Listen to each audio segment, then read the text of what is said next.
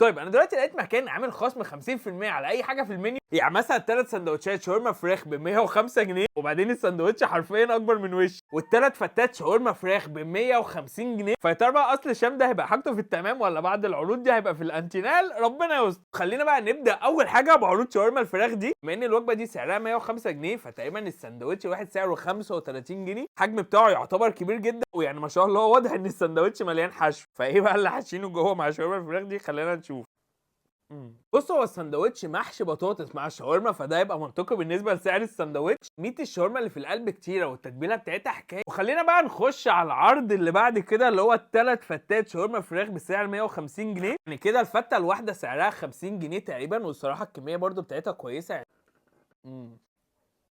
يعني بعيد عن طعم الشاورما اللي عاجبني، بس تتبيله الرز اللي في القلب هنا عجباني قوي. الكلام ده اسمه اصل الشام، وهو موجود في كليوباترا في الشارع بتاع النفق كليوباترا على طول.